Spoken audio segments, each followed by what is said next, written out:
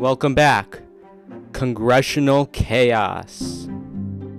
The office of Speaker of the House of the United States House of Representatives is hereby declared vacant.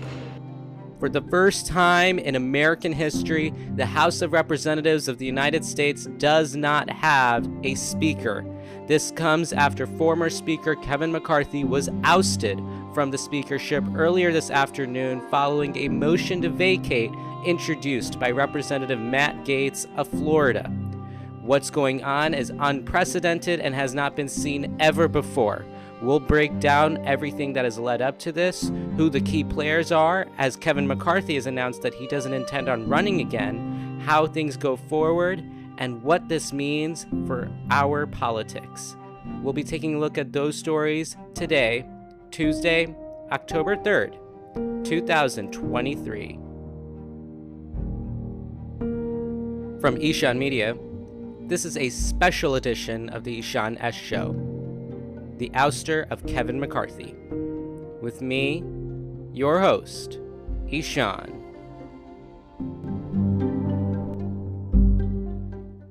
Hello. Welcome to this unprecedented episode of the Ishan S. Show. We are in uncharted territory. We have not seen something like this before. You just heard it at the top of the hour. The House of Representatives of the United States does not have a speaker.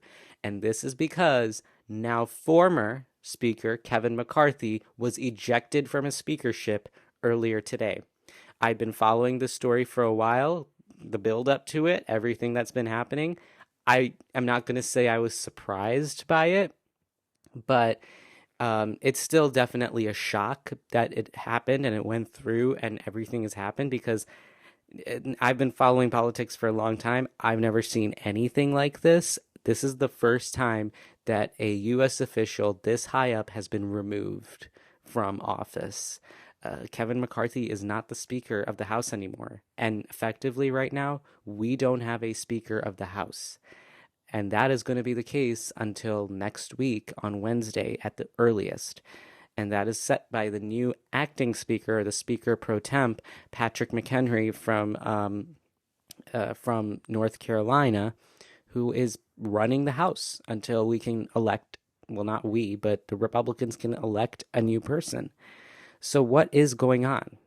Well, let's put the theme of the show that Representative Matt Gaetz is a Republican from Florida who has been a thorn on McCarthy's side for quite a while.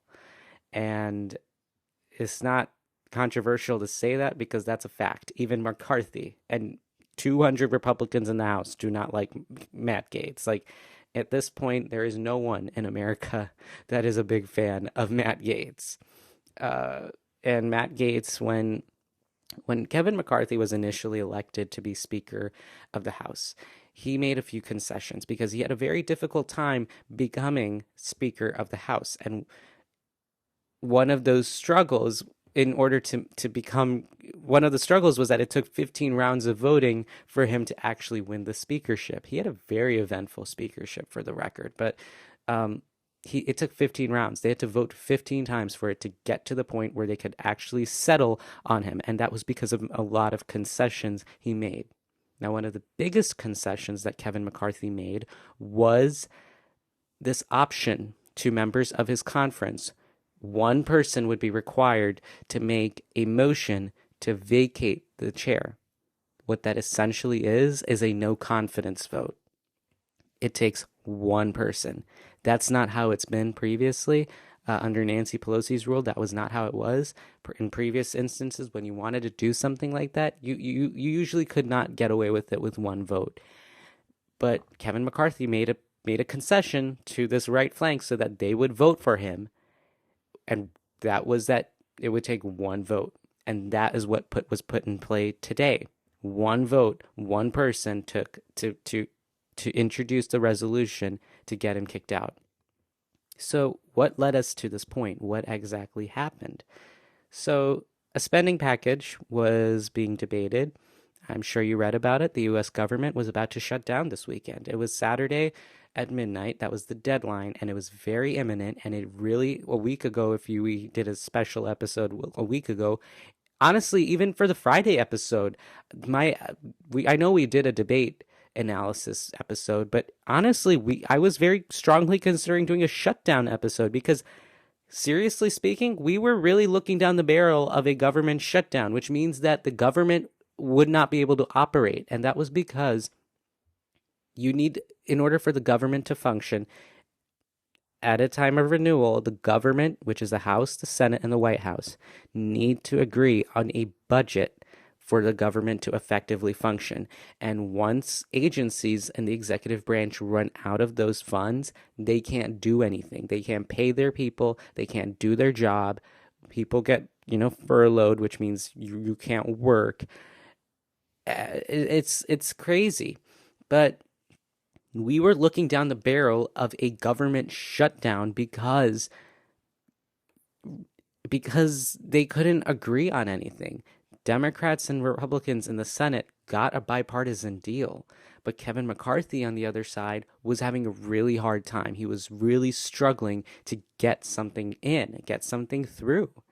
And it was a real struggle for him because he couldn't muster up the votes. Because the right flank of his party, which was like Matt Gaetz and party, did not want certain things like Ukraine aid. They didn't want spending levels to be as high as they previously have been. They did not want a continuing resolution, which meant that we'll just renew it later.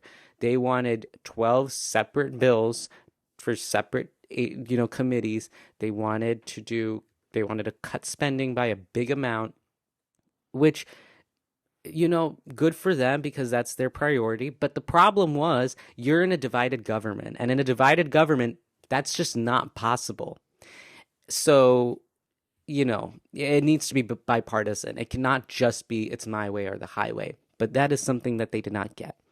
Kevin McCarthy said that he's going to try to incorporate as much as what he said that he would try to incorporate as much as what Gaetz and his friends want, but he would not be negotiating too much with the Democrats. And Matt Gaetz did threaten that if McCarthy ended up negotiating with the Democrats, he would issue a motion to vacate.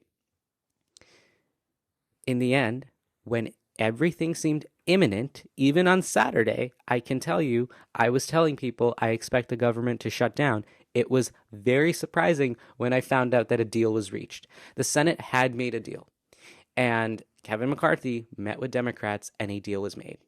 That effectively put the nail in the coffin of Kevin McCarthy's speakership. Fast forward to last night, when Matt Gaetz introduced a resolution to vacate the chair.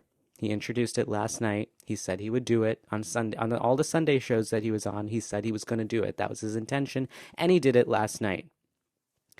What happened this morning after they introduced it, Kevin McCarthy's team had 2 days, legislative days, to get this done. They needed to get it done in 2 days. And what that means is Kevin McCarthy basically got to pick in the next 2 days when to get this to happen. So they did not have a lot of options, and it looked really bleak for Kevin. The first method that they had, and really was the only method, was to table the motion. And tabling the motion means that you just set it aside and you don't vote on it. Like, no one's interested in voting on this. That failed because a majority of the House said we want to vote on this. And that was mainly because of Republicans. 11 Republicans that said we will. Democrats all said, we're not going to bail you out, Kevin McCarthy. We are going to kick you out. So the first motion was to table. That failed. And then the actual vote happened. And 8 Republicans defected when the actual vote happened. And with the math, it was really crucial. Republicans have a very, very slim majority in the House. It's a 4-seat margin, which means Kevin McCarthy can only afford to lose 4 of his caucus. Otherwise, it's done. It's game over. He ended up losing 8. And it's Gaetz and 7 of his friends. And then, interestingly, I found Congresswoman Nancy Mace from South Carolina. We covered her on the shanesha.com if you want to go check that out last year. But she was very frustrated with Kevin McCarthy for basically she accused him of lying to her and said that she was not going to back someone who she did not think would stand by his word. So anyway, the vote happened. A few people were absent, and those people came and they voted, and I'll play the clip of what happened. The office of Speaker of the House of the United States House of Representatives is hereby declared vacant. That was a pretty ouchy moment for Kevin McCarthy. I mean, it was political humiliation to be the first speaker in U.S. history to be kicked out of this of the thing, and he's the third shortest serving speaker in U.S. history now. Kind of reminded me of Liz Truss, because that happened about a year ago. Remember that? I remember we covered it here on the show. Kind of gave me Liz Truss, and it's true. He was one of the shortest serving speakers of the House. First place for that was a guy who served 1 day. The next one served 258 days, and then he died in office, so he couldn't actually fulfill it. Then Kevin McCarthy, who got 269 days, but then was kicked out. Throughout all of this, the Democrats were very united in their opposition to anyone for Republicans, but they were very united because they were pretty much the wild card in all of this. Maybe they would have struck a deal with McCarthy. Maybe they would have done something to save him. But in the end, most Democrats, as time had gone on throughout the weekend and this morning, indicated, they had a meeting, a 2-hour meeting this morning, and they indicated that they will not be bailing Kevin McCarthy out. And that was mainly because they were very hurt over some meager comments that Kevin McCarthy made on Face the Nation on CBS this Sunday, where just after making the deal with the Democrats, he kind of, threw the whip at them and was not, in their view, very polite about the deal they had made. So Democrats said that Kevin McCarthy is not reliable. For others, it was just that they couldn't back a Republican speaker. It was about getting primaried. Democrats can also get primaried. I know we talk about a lot of Republicans, but if there were Democrats who voted for McCarthy, that could have very well been an issue for them in an election. So in the end, they would not vote for for McCarthy to save him. So the House GOP just met a few minutes before we started recording this episode, and essentially they declared in their meeting that they said that they would try to re-strategize and figure things out. Then Kevin McCarthy walked in, and surprisingly enough, he declared that he will not be running for speaker. And that was very surprising for a lot of people because Kevin McCarthy had said that he would be running for speaker to a lot of people, that he wouldn't go down without a fight. So it was very surprising when he said that he was not going to do it. He was not going to run. And the acting speaker pro temp, this is interesting. So basically, before this, we did not really know about the speakership succession. Basically, any speaker, whenever they become speaker, they give a secret list to the clerk of a list of 10, I think, people that they would want to serve in their spot if they would not be able to serve. And this was after 9/11. It was a continuity of government thing.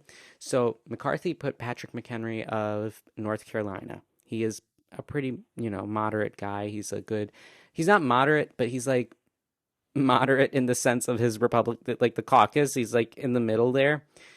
He is right now the acting Speaker of the House. He doesn't have a lot of powers. His only powers are to recess, adjourn, and recognize speakers. So pretty, limited powers.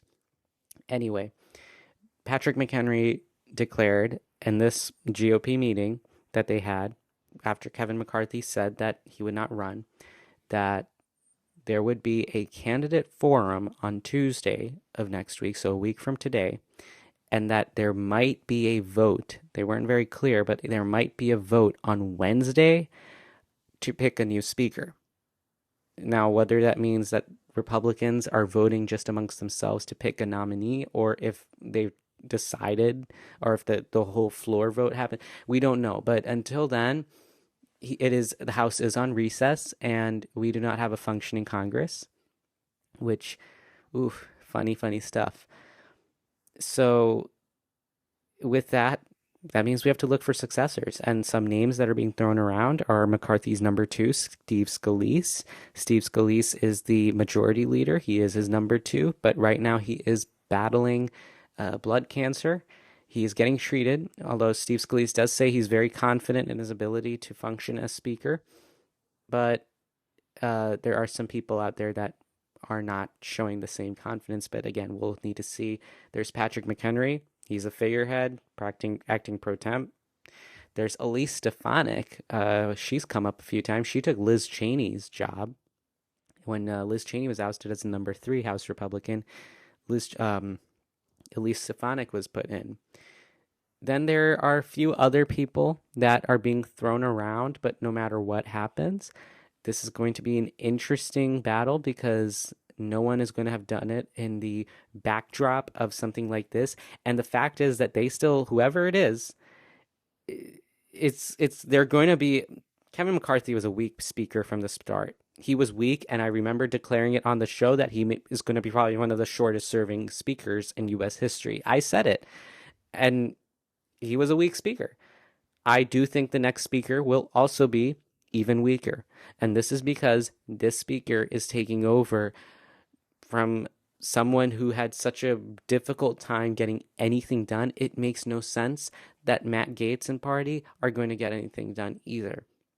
Because now, whoever the speaker is going to have to unite the caucus, because on one side you have the far right that are uncompromising, and on the other side now you have a bunch of angry moderates who have to win elections that aren't going to, that are whose re-election prospects got 10 times harder because of this entire thing.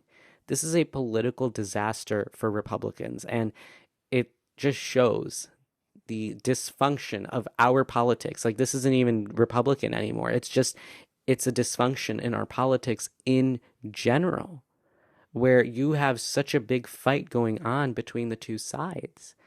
And the chaos that we're seeing, the congressional chaos we're seeing today, is an example of where we're headed, because this is definitely not going to be the last of any weird thing like this. There's going to be more, and there's going to be even weirder stuff. So we have to just keep our finger on the pulse, and we have to keep seeing how things turn out. In the end, what do I think? I think this is, again, a political disaster for Republicans. It's an embarrassment for them. They were elected to run the House, and they are not running the House. They are literally not running the House right now because they're on recess. They need to figure something out. They've probably lost confidence amongst a lot of the rank and file in Republican politics. And there are some Republican Congress members, I can't remember the name, but there's one from North Dakota who was just saying that he is worried about his party's prospects next year. Effectively, there could be a united government for Democrats again. We don't know, but this is where we're at. Again, I said, I don't want to take up too much of your time, but this is what's going on. This is the congressional chaos. When we come back on Friday for our regularly scheduled Ishan Ez Show programming, we'll go more in depth into what's happened. We'll probably have a few candidates by then. We'll take a look at what's going on. Stay tuned on the ishanesshow.com. Follow us on Ishan Media, or on social media, not Ishan Media. And just keep paying attention. We'll be trying to cover this story as best we can because, again, this is unprecedented. I've not had to cover anything like this. No one has. So we'll be looking into this and we'll see how things go. Thank you for joining us for this special edition of the Ishan Ez Show. We'll see you on Friday.